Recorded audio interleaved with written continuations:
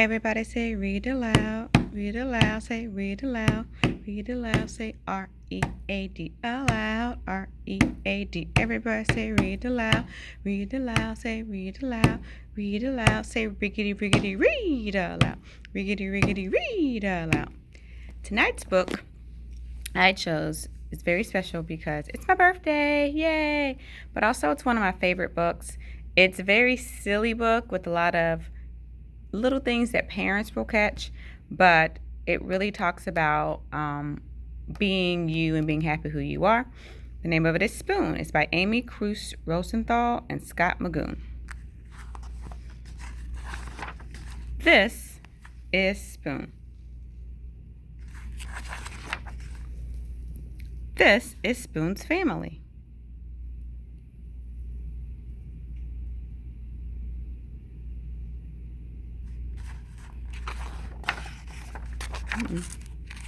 Skip the page. On Sundays, Spoon goes to visit his Aunt Silver. He has to be on his very best behavior there. She's very fancy and proper. Goodbye, darling. Ta-ta. At bedtime, Spoon likes to hear the story about his adventurous great-grandmother who fell in love with a dish and ran off to a distant land.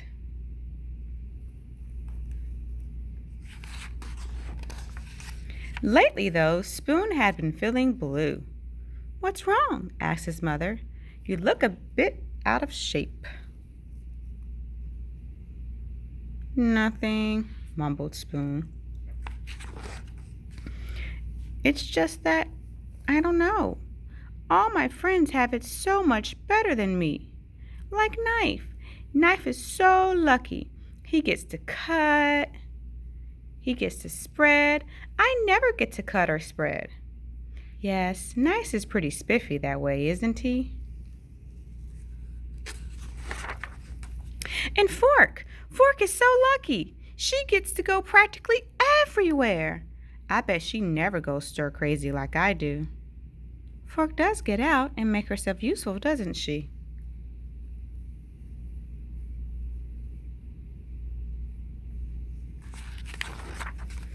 "And Chopsticks, they are so lucky. Everyone thinks they're really cool and exotic. No one thinks I'm cool or exotic." "Those chopsticks are something else, aren't they?"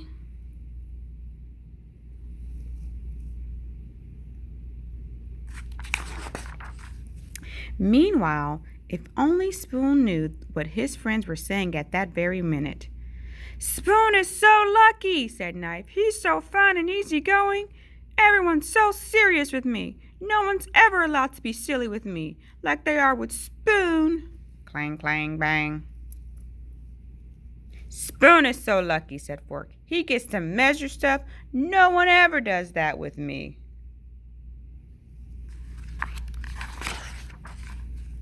"Spoon is so lucky," said Chopsticks. "He can go places by himself.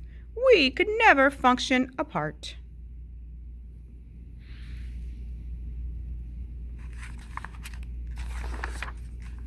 That night, after bedtime stories, Spoon's mom turned off the lights, tucked him in, and said, "You know, Spoon, I wonder if you realize just how lucky you are.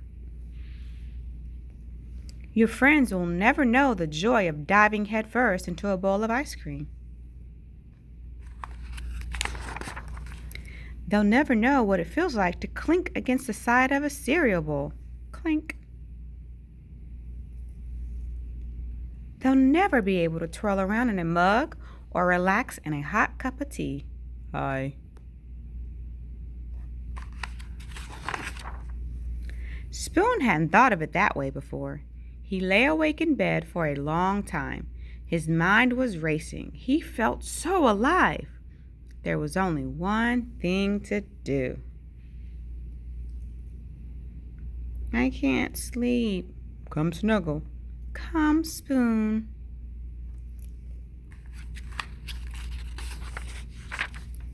And so he did.